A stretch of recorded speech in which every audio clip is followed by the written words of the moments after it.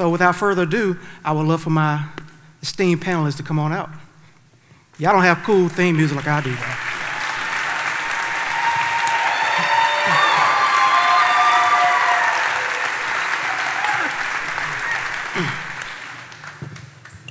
This is a deep sofa. It is a deep sofa. Don't get sleepy. So kind of matches my shoes. Speaking of shoes, let's go ahead and get this out in the air. Can y'all see Josh Carpenter's socks? We had a pretty big announcement yesterday. I don't know if anybody saw that. Just making sure that everybody saw that it's a specific type of green here today. So I'm going to ask each one of you to respond to this. This is the Level Up panel. So I would like for each one of you to talk about what you're doing to help Birmingham get to the next level. So Bill, we'll start with you. Why do you got to start with me? Because you're right here.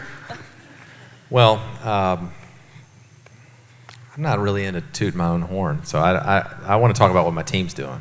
Perfect. You know, I think it started with really we made a conscious effort to build the company here in Birmingham, and that was actually easier than I thought it was going to be initially. So no sweat. That's a good thing.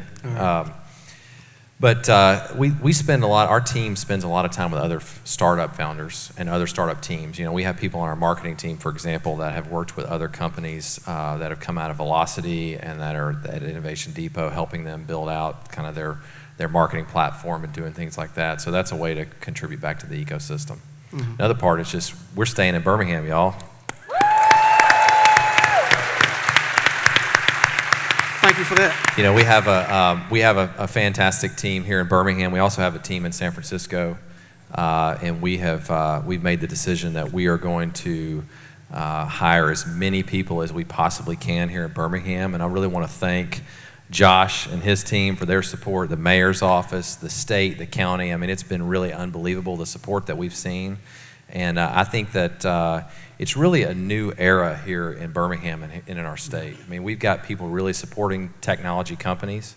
And I said it yesterday, I hope that what we see here is similar to what happened with the auto industry when we recruited Mercedes here a few years ago. Yes. You know, look at what we have now in the auto industry, and I'd like to see the same thing happen with the tech industry here. Right.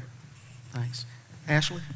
Yes. Well, hi, everybody. Good afternoon. I'm doing my best Meghan Markle, so okay, here we go. First things I want to say, I think Chris Moody said it earlier, like when you're an entrepreneur, you are obsessed with it, and because I'm a startup founder, I have to say these two things. Thing one is, I have a round open. Okay. Thing two is, we are doing a mixed rows demo over at lunch, and we gave out special tickets to like the first 50, 75 people. So if you got a ticket, come see us at lunch. So those are my two little plugs. But now let's talk about leveling up. So leveling up, I got the best example of this actually earlier today. So where are those students who are like in 7th, 8th grade? Where are you? Hi, guys. Okay, so the reason and the way that I'm leveling up Birmingham that I find is because those students that are sitting up there, they were aware of who I am. I've only been in Birmingham 6 months, but they were aware. It's so important for them to see someone that looks like them building something in tech. And so that is my reason for doing it.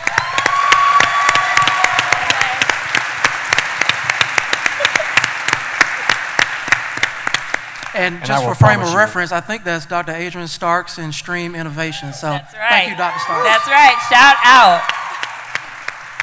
I will promise you it does not take 6 months for people to know you're in the town. So you're very charismatic. So on the level up side, I sit in a sort of a unique position in that I'm a venture capitalist and have had the privilege of leading the Series A and Shipped and with Harvard.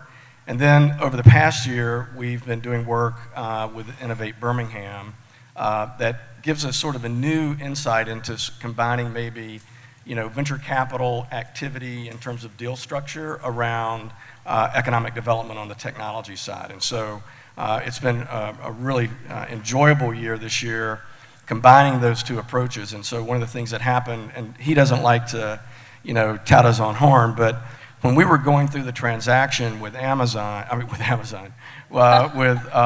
we were going through the transaction with Target, because the Amazon Whole Foods thing sort of tripped all this, right? And so once we knew that it looked like there was a deal that was going to happen, Bill began talking about how do we figure out a way to make sure that all the jobs that we've built, all the platform that we've developed stays here in Birmingham. Right. And so that started even before the deal was done.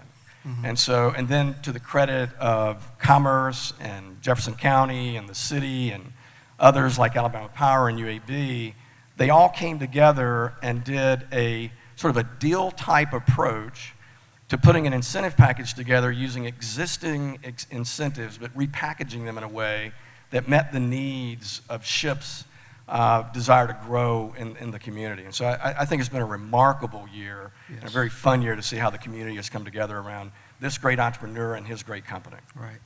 Thanks. Josh? Dr. Carpenter? So I think I would just say, first of all, I'm honored to be on this panel with this great team, and grateful to Dion, who's doing a fantastic job leading Tech Birmingham.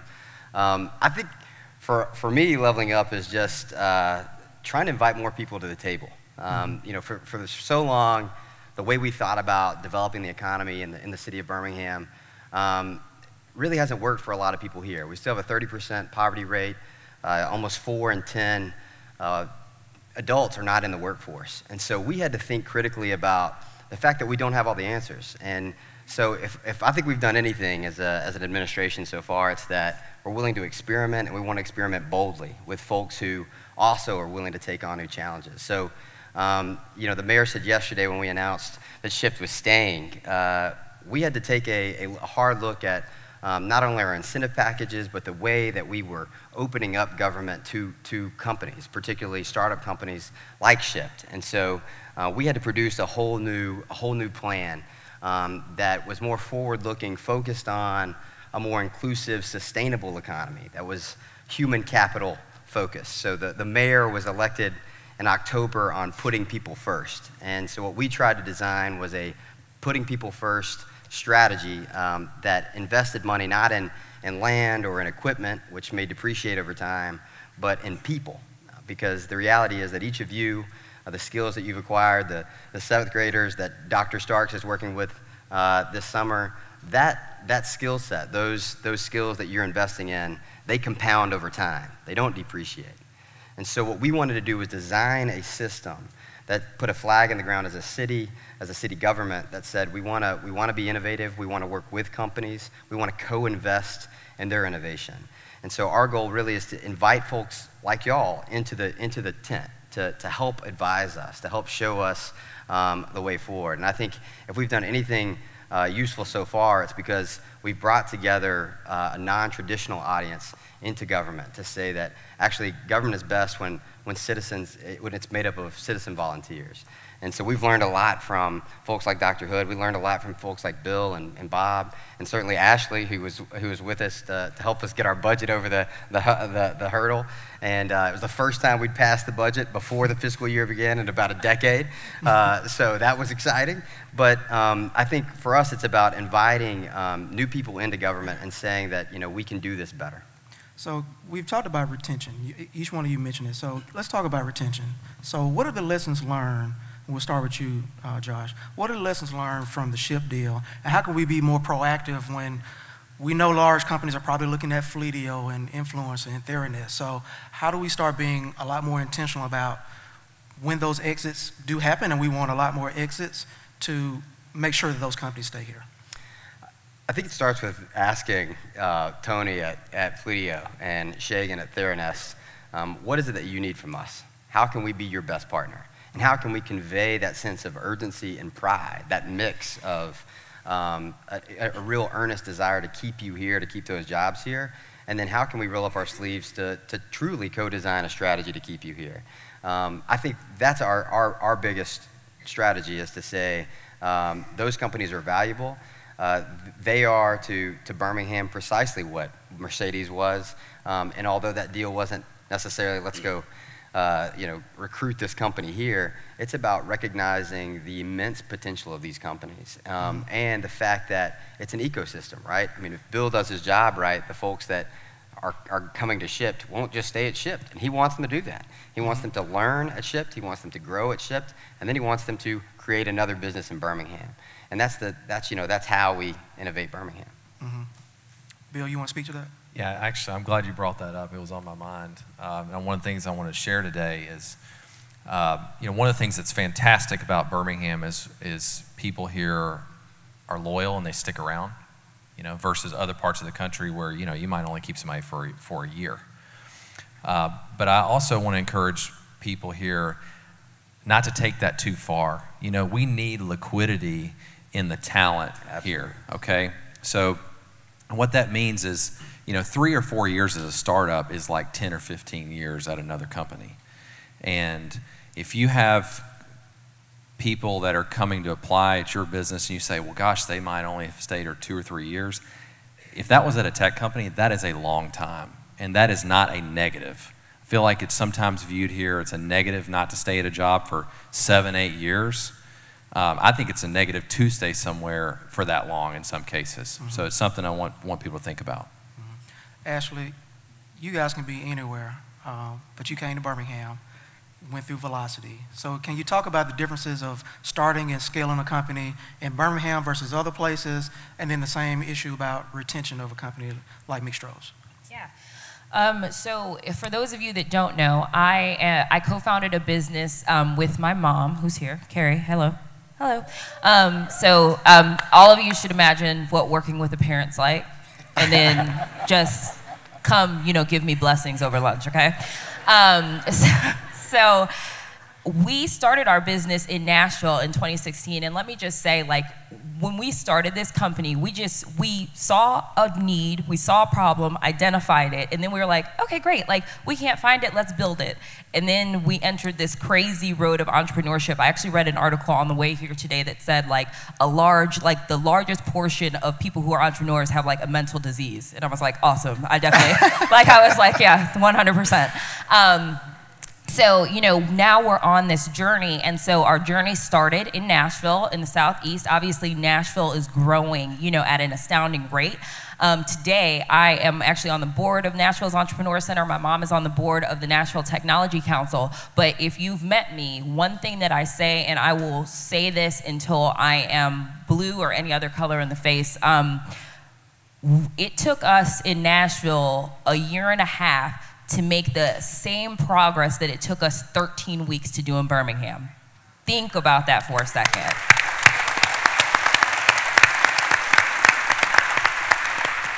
So currently, for my business, all signs point to the fact that I need to be here. And the reason that I think that it's working so well, from all the different ecosystems we've seen, and we've been to Atlanta, Nashville, Chattanooga, all those big startup ecosystems, but I think the thing that is working amazingly well in Birmingham that I have not seen anywhere else is the way that civic works with corporate, works with the tech ecosystem. When those three things come together and they actually want to work together in a partnership, it is magical. In a lot of other ecosystems, and I can speak best to Nashville, we have a lot of oversaturation. We have so many different entrepreneurial organizations stepping on each other that it stunts the growth of entrepreneurship altogether, and people fall out of the pipeline, and people with these great ideas will just kind of die on the vine because they don't get the support that they need to actually move forward. And here in Birmingham, we have felt it. Of all those, of all the logos that y'all have in the skyline, again, I've been here 13 weeks. I would confidently say 50% of those are now a client of McStroh's. And quick shout out to Alabama Power if any of those people are in the house. When are you moving here? When I close my round of funding, but we are looking to become residents of Birmingham. It makes sense to, I tell this to every entrepreneur. If you are an entrepreneur sitting here and you are new or whatever the case is, go where people feel you. Do not stay where people are telling you you're nuts. That makes no sense. That's nuts. There's a lot of world, there's a lot of places. Birmingham is an awesome one, and for McStroh's, go where people feel you. It's here. Great, thank you. Just a point of privilege. You guys really ran lean, and you're still running lean. Tell us about your living arrangements when you're here in Birmingham. Okay, so I'm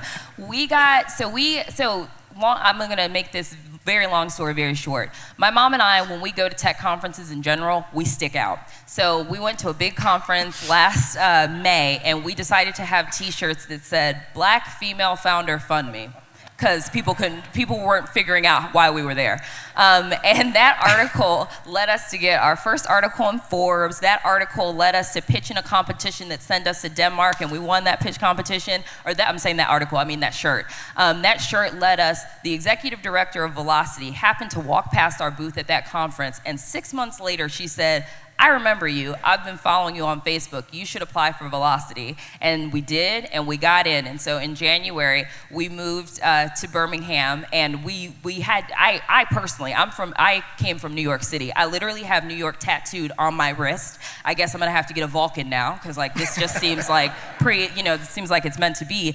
But my mom and I moved into the TJ Tower. My mom is so, I don't wanna say cheap, but like she's cheap, like, oh my God.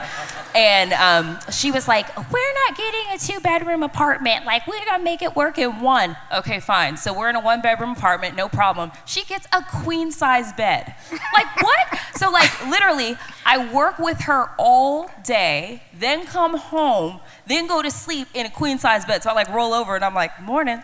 Like, I mean, so crazy, but like this is like the entrepreneurial life. The struggle is real. I will say, when we won Rise with the Rest, Steve Case got wind of this, and like one of the last things he said before he got back on the bus was, "Go ahead and get 2 beds." I feel like we should pass the hat right now.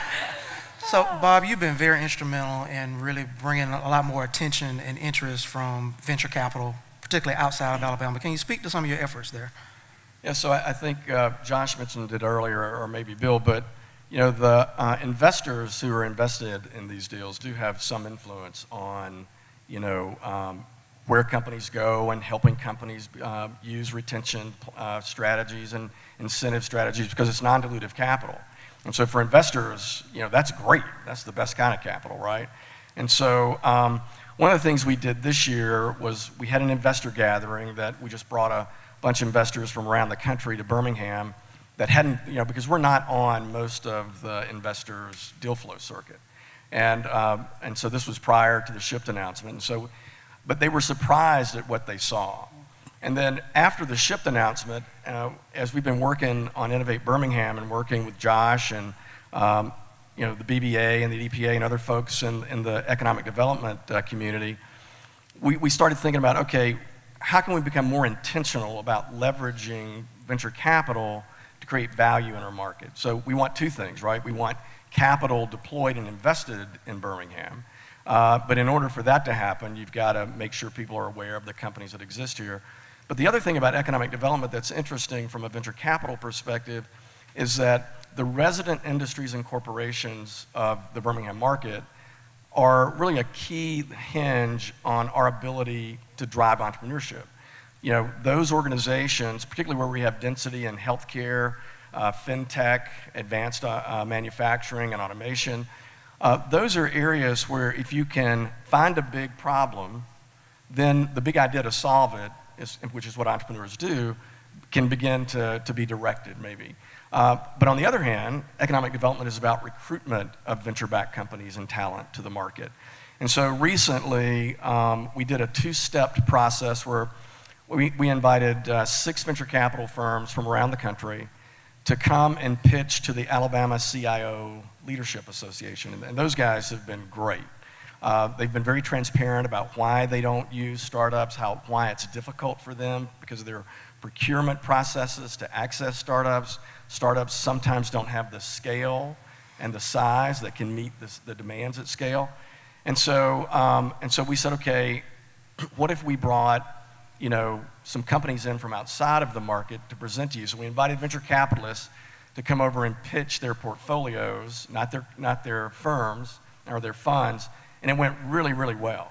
And so there were 11 companies that those folks selected that we brought the CEOs and biz dev people of those companies into Birmingham yesterday and had commercial development you know, interactions with them. And so my thinking is, and I think many of the people in the economic development world agree, that if you can begin developing commercial relationships, then venture capital begins looking at the market differently.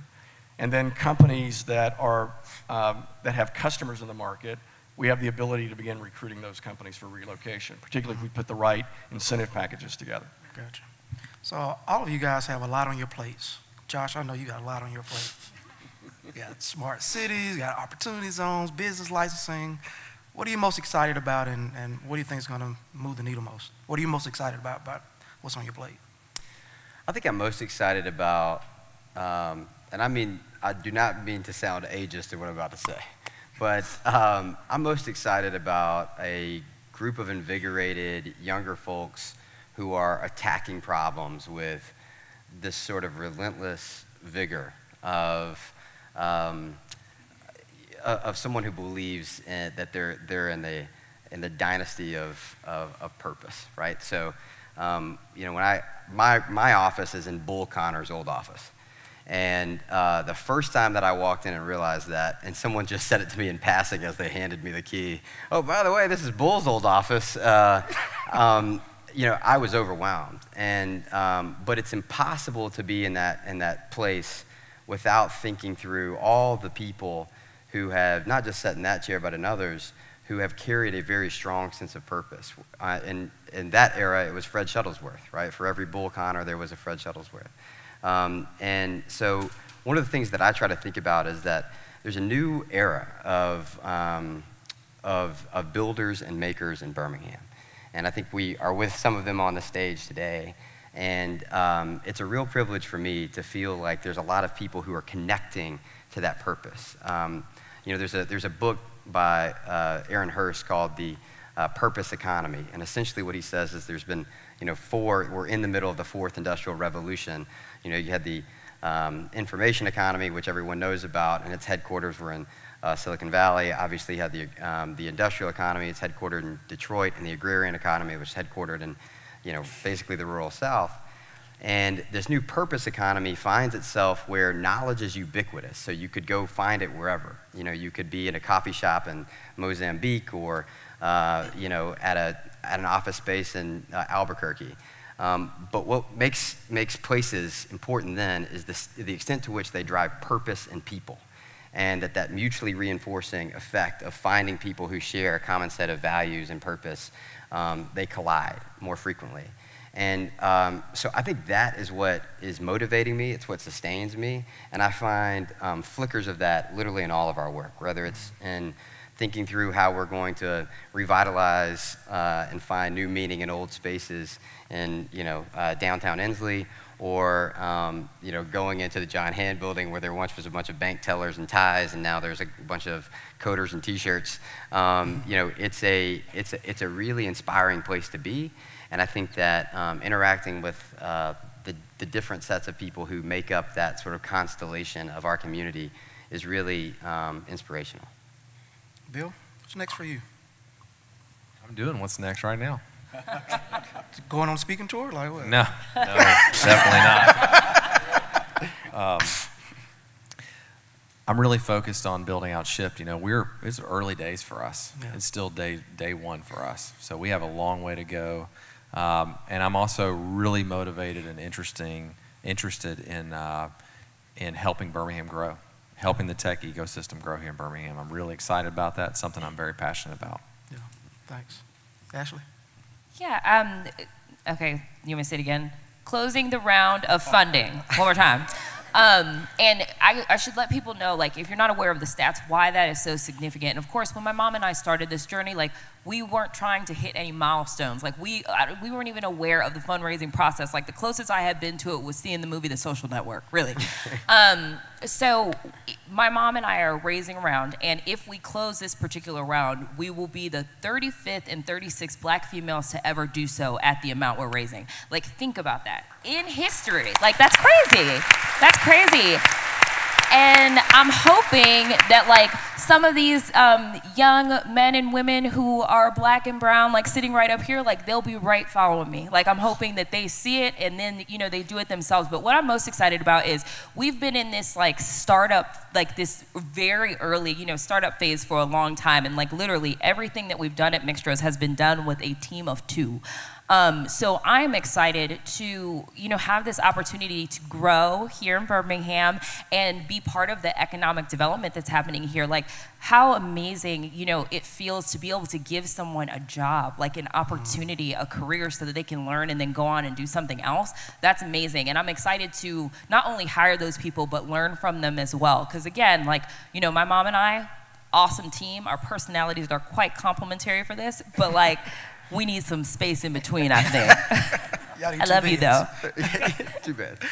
Bob? So what's next? Yeah. So Innovate Birmingham was established as an initiative. There were 2 components to it. There was a workforce component that Josh led early on and is now led by Haley Kendrick, who's doing a great job. And that component of Innovate Birmingham on the workforce side is going to continue to create value over time.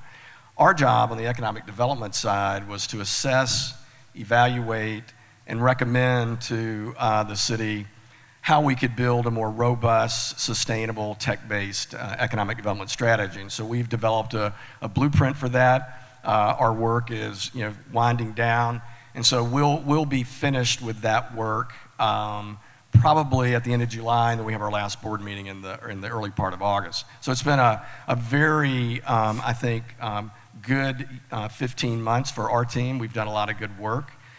First of all, I want to thank Josh for 2 things. One, the support he's provided, and also for finally recognizing that I'm an invigorated young person. Thank you for that. It's about time. It's taken me all year to get you there. And you know, I do think that we're living in an historic moment in our city. Our new mayor is not only inspirational, he's effective, and he's the real deal. He's a leader that really can get things done. I think with what's happening with the shipped exit, that's really turned the corner for Birmingham in terms of the way the world and the nation looks at us as a tech market, with people like Ashlee coming into Birmingham and literally just taking it by storm, but in a way that she's got a lot of value that she's bringing, and she's a highly investable CEO, as is her mom. And so I hope that we get you to that $1 million and beyond.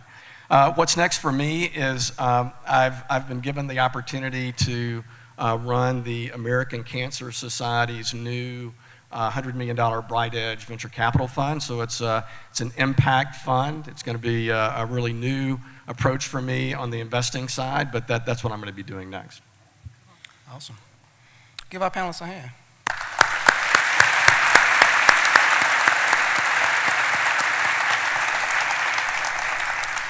So I actually have about 8 more questions for my panelists on my phone, but I told myself I was going to leave 15 minutes for Q&A. So I will open it up for Q&A. I think we got some runners. I don't know if they need to come and get these mics, but if you have questions, please raise your hand.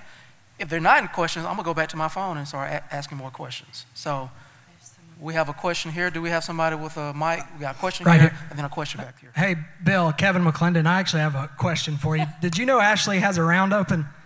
Can you help her out with that? Bless you. She has a plan to hit me up after we get off stage.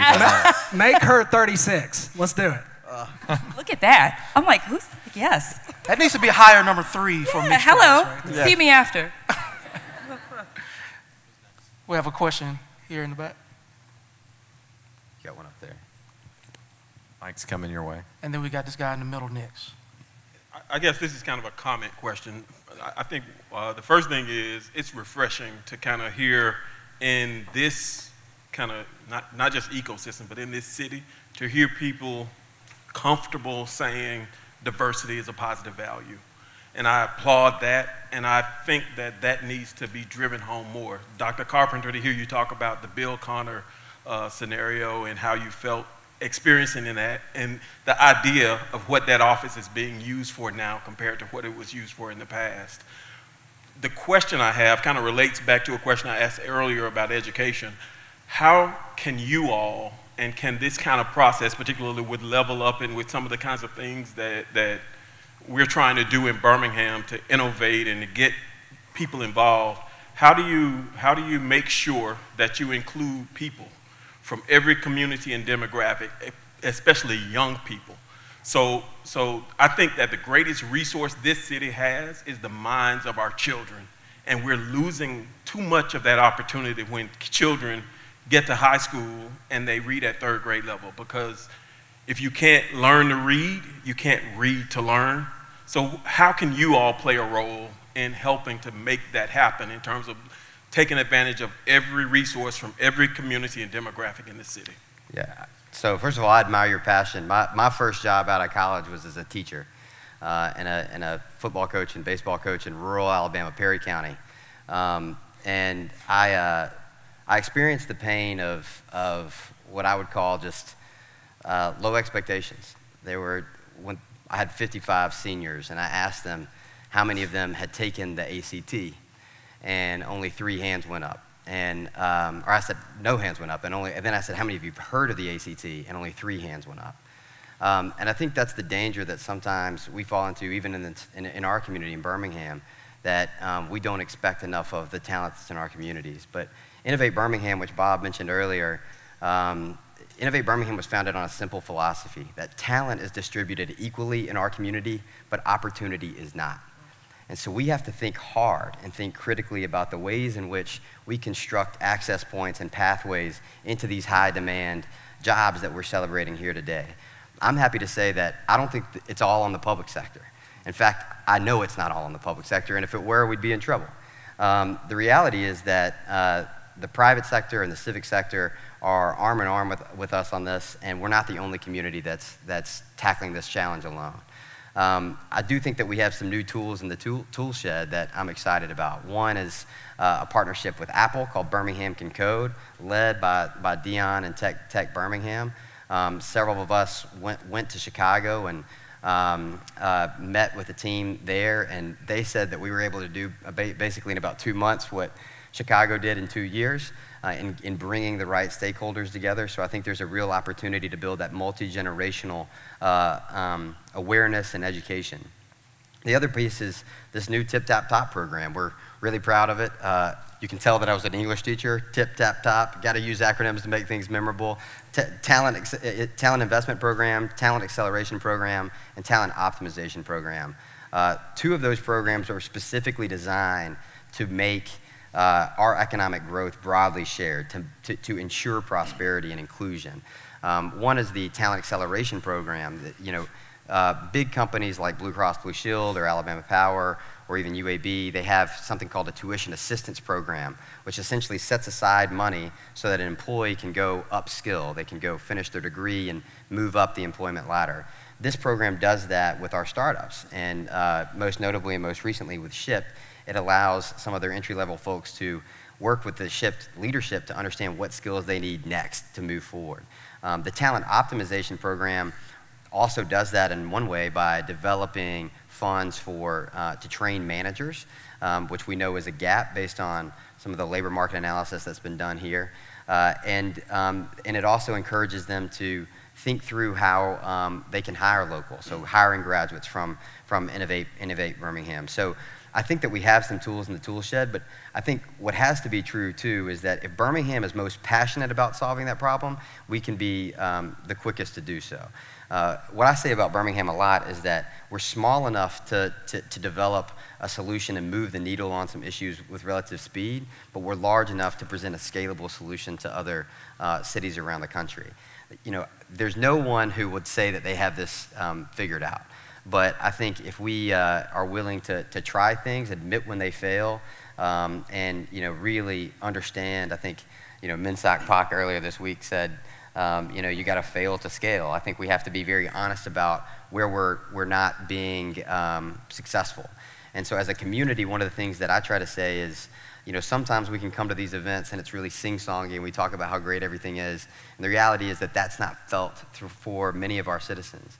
And so we have to dwell in that tension of we can have real pockets of success, but we also have to understand that if we're an effective community, we think about those who are least advantaged, those who have the most struggle. And so we have lots of problems to figure out, but I think if we take the types of innovative approaches that we've thought about here today and translate that to some of our bigger, more pressing problems like education, we have a real shot at solving them. Like I said, you have your hands full.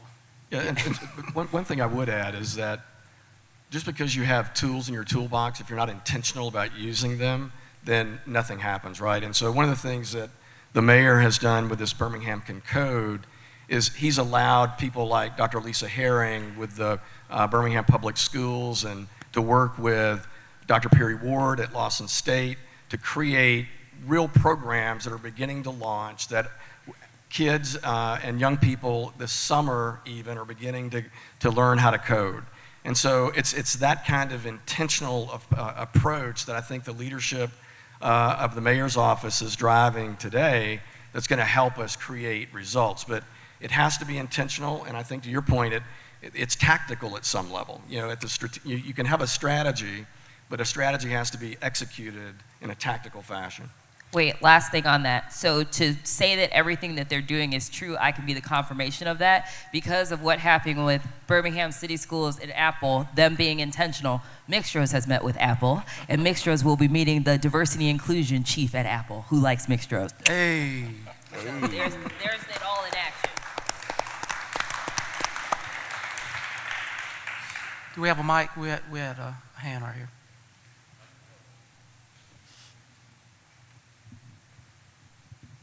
Hey y'all, I'm CJ. Without getting too far in the details, myself and a handful of others have an idea for an app that can leverage the foodie scene that we have here in Birmingham, that we feel like we can replicate not only just here or the Southeast, but across the country. We feel like it could have an impact in the economic development area, not only here, but really everywhere. If you were me looking for VCs, people that want to invest, advice, or anything like that, where would you start? So, have you started to build it yet? A little. You got to go do it, man. I mean, you're going to have to go and start building this thing before you're going to be able to get capital. That's just real. It's very hard to raise money if you haven't started to build something yet.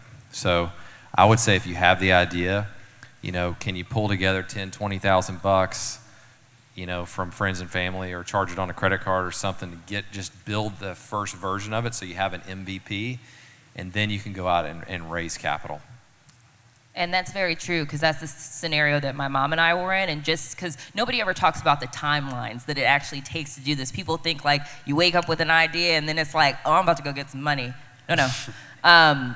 We came up with our idea in 2014. Because we are non-technical, in 2015, we had a learning curve, and then we had it built, and we raised friends and family funding. We put money in ourselves, which a VC or investor is always going to want to see that you have skin in the game, so you got to put some money in yourself, and then go tap your networks to see if you can raise some money that way, get the thing built, get the market, like the Chris Moody, I'm going to keep referring to him, understand who your customer is, like to the T, and then go out and raise money. So from 2014 and now in 2018, I'm just going to get, you know, money. And that does seem like a danger point, that it seems like we're counting success as, can you raise venture capital instead of building a really good business. That's right. And sometimes you don't actually have to have the venture capital if you build a really good product and sell it, right? Ask Tony. I encourage people to get the VC. I actually would encourage people, if you can raise VC, do it. Mm-hmm. It's faster is better in most cases. Mm-hmm. But you know, the thing I'll say about ideas is, you know, everybody's got ideas. You know, ideas are really cheap. You know, everybody in this audience, everybody has an idea. It's just, you got to do it. That's where the value creation happens. It's not about the idea, it's about execution. Yeah, entrepreneurship is not about getting a new job. I mean, that's the problem, is that if you are looking for another source of income to go out and advance your idea, that's very different than real entrepreneurship. Got time for one more question. Top, oh, I'm sorry. Kim, shout it out, please. We got one of our students. First of all, tell your name and what school you attend, please. Kiera, and where do you attend? Irwin Middle School. All right, what's your question?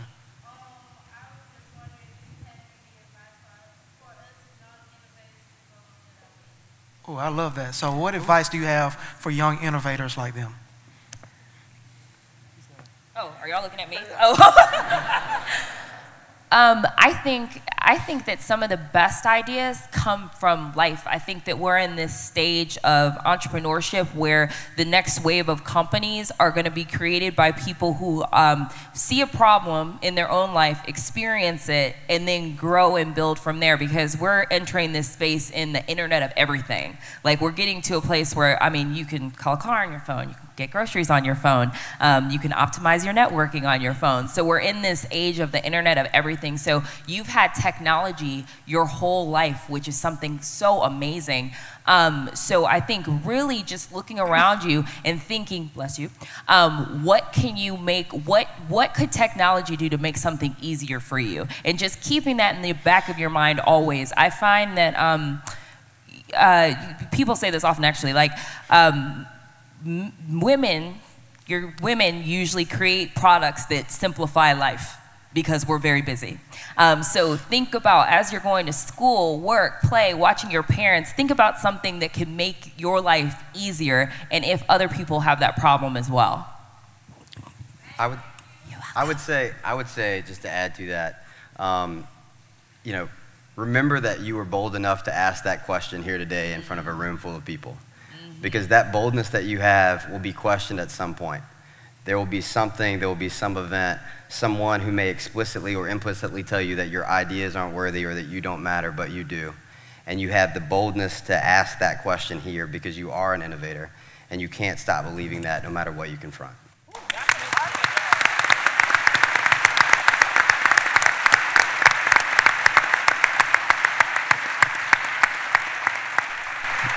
If you had a mic, you could have dropped it. You do not. I think that's it. Give our panelists one more round of applause, please.